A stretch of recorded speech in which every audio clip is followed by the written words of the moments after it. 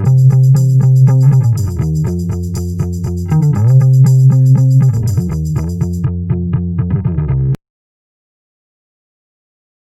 York. Unique New York. Unique New York. Oh. I didn't see you there. Welcome to Wisdom versus Wit. Where two different perspectives from two different generations have one amazing conversation. On today's episode, we're going to be talking about the influence of your environment while growing up. Sounds like a good topic. So we probably should introduce ourselves to you. I'm Mel. I'm the daughter. And I'm Jan. I'm the mama. So I guess we want to kick it off by just letting you know that we have these conversations all the time. What starts off as a casual, how you doing phone call usually turns into 3 or 4 hours of just having our feelings and our perspectives on all kinds of topics shared. And so we felt that it'd be nice and kind of fun to share those with you and get you thinking or get you tuned in or maybe tuned out. I don't know. So we'll start by going through how you were raised and what environment you were raised in growing up. Okay. I grew up in mainly one house with my mother, but my parents were separated. Same city, not too far away, and we would have fun everywhere we went. I don't ever have a memory of not wanting to be at one house, wanting to be at one more than the other. It was always very, very fun and loving environment. So a lot of education, a lot of learning. Grew up in a family in the 60s, 70s where Mama Bear, where Mama Bear stayed home and didn't have a job, did cooking, cleaning, baking, took care of the house, and Dad was an executive for a company in town. I had a great life. And so if you ponder on what Mel said, it's just a little bit different start out to life than what my children had. We had everything. My brothers and I think, ended up actually growing really, really close to one another because when my mother wasn't around to help us with certain things, we'd have to rely on each other. So she had to go out and work, and our dad was out working, and we were on our own. We had to rely on each other and fend for ourselves in terms of learning. We didn't have a lot, but we felt completely fulfilled. Truly say that my household was far more strict than the environment that my husband and I raised our children in. And that was by choice because we both were creative souls, still are, but also understood the constraints that you put on children when you raise them in an environment where it's all rules and regulations and systems and procedures and manners out the yin-yang forever and no explanations as to why and no teaching of core foundations or core skills so that you're letting a human being evolve. You're letting a human being find themselves in an environment that's safe for them to do so. People telling you when to nap. People telling you when to eat. People telling you when you had your bathroom break. It's true. Right? University had to be in class. I'm paying for it, but you have to be here. Right. You have the book, you have the learning, you have the knowledge, but no, you have to be here. Rules, rules, rules. Yeah. And me, having grown up in an environment where you learn survival skills, you learn street smarts really quickly, you decide that you can now navigate through life by making it what you want. And I think that really helped from growing up, just learning to thrive without anybody, but with the support of everybody kind of thing. It makes sense. Yeah. And because yours is different. Mine's different. So my children are all adults now and, you know, married and children, grandbabies, and they are very good at being parts of teams, because in their workplace, even as a team, as a family, they're so tight. And it's not tight that they're on top of each other and talking to each other and Sunday dinners. Heck, we may not see each other for a month because things get busy and people have things going on, or you worked all week and you're actually just too tired. And we respect that in each other because we're raised that way, to respect each other, right? But they're very good at working in teams. They can do that because they've worked as a team, as brothers and sisters, as siblings.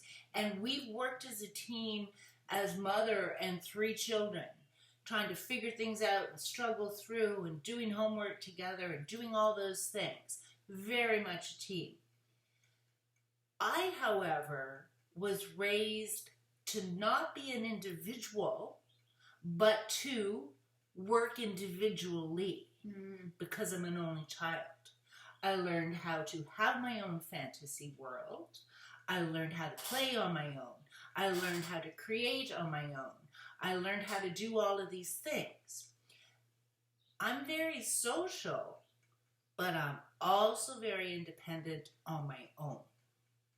And it's because my entire life was just the solo kid.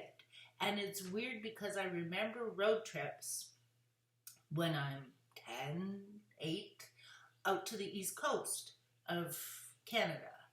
And I'm just this kid in the back seat. Well, these 2 people, who I love, they're my parents, but they're making all the decisions on what I want to see. Aries. They're taking... That was going to be in a later episode, but okay. But they're making the decisions that all of a sudden I want to see the House of Dolls. All of a sudden I want to go and dig up clams while the tide's out and squeeze them and watch their little bodies come out, because that's cool to see. Yay, there's a live thing in there. Like, who are these people making these decisions? I don't think, and Mel can answer to this, I don't think that I made those decisions for my children. It might have been decisions on, yeah, you got to go to school, yeah, you got to clean your room before you go see your dad or do your thing, but the things that allowed them to be themselves and experience something they wanted to be, I didn't dictate those. No, I think a lot of the times too, you actually created these awesome like dreamscape worlds too. If we were being imaginative or goofy at any level growing up, she was right beside us doing the same, if not more, right? So that wonderful like childlike inspiration and imagination that a lot of people lose, she actually never lost. So while you're thinking that people are out grinding, scraping pavement to make ends meet or whatever, have nothing else but that, it's quite the opposite from where I came from. It's quite probably like a release after you worked so hard all day to come home and play. Like, we got to play. We had fun. What we wanted to do was go outside and play or do something. We never had restrictions on that. We never really had, we had an expectation to uphold normal etiquette and respect for wherever we were, because that's just being a good human with a solid foundation of moral values kind of thing. Right.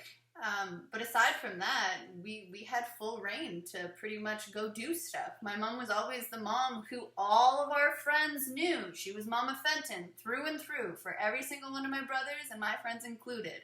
That was the house you were safe at. The house if you wanted to do anything. If you want, use your imagination, have fun. But once you've hit somewhere where you need the parent or the adult, you reach out to the adult who knows you best and who knows what's best for you. Right. And that was always, it's like a security blanket that won't necessarily catch you, but it'll get you to safety kind of thing. Always. And it's very different for me because I played and got to play and interact with my kids throughout their whole life. Even as teenagers, we're out on the street at midnight playing badminton over the hydro wires. We're doing crazy things because they wanted to and because it was okay to do it. And we've always been involved at that level where they're serious, where you can come to mom and ask me something. When your life is falling down the toilet, you can call, and it doesn't matter what it is. There's no question. I'm going to be there because we interacted as a team, as we're a family. That's the definition. I think we have a genuine family at that level. Yeah, we moved as a unit. Yes. We had to. That's different. And on that word she used, it's true. We were very, very close. And yet, my recollection as being a child, I know I was loved. I know I was shown love in the way that it was meant to be shown by my parents to a child. But I never felt part of the family. I'm the tag along. So we've decided we're going on a summer vacation. We's not me. I'm a kid. What the heck do I know? But still, we're going on a vacation and we're deciding where we're going, and you're the person in the back seat. That's how I always felt, as the kid in the back seat. Never interactive. It's a good metaphor. Right? Yes. The kid in the back seat. I don't think Mel ever heard that before, but that's going to be that deep, deep abuela that just shares the love and the wisdom and the earth knowledge and all that stuff with my grandchildren and play with them and let their little minds wander and be creative and be loving and be all those things. By the same token, giving them some whoa, we say please and thank you, like all that kind of stuff, right? The Canadian staples of a good citizen. That's right. So I want to do those things for the grandchildren. It makes you feel almost like the kid in the back seat now. But a good? Or it's not bad. It's now your role. Yeah, it's now your role. You're back to being the kid in the back seat. More like you're being chauffeured instead of driven somewhere. Now you're on your own ride. You're making the choices where the car's going now. Okay. Because you don't have kids that you have to take care of. You have only you to do your own life. But you're the kid in the back seat again who gets to change the story.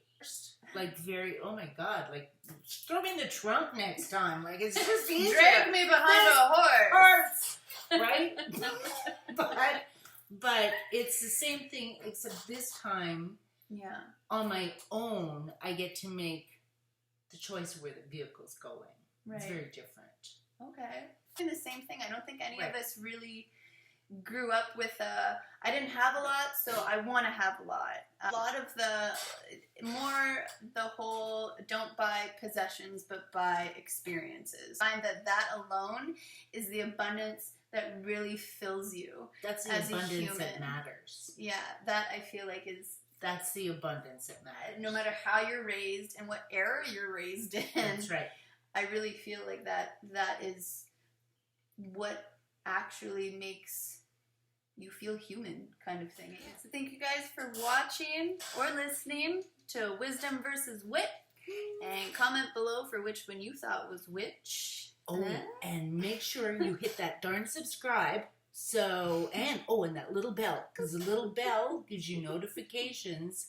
Not necessarily with that creepy little sound, but it does give you notifications about when our next video comes out. And there will be more because we have so much to share. And we don't want you to miss out. All right. So thank you. And see you next time. Absolutely.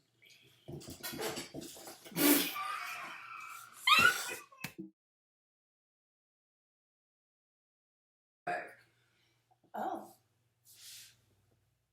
I didn't see you there. I can't do it.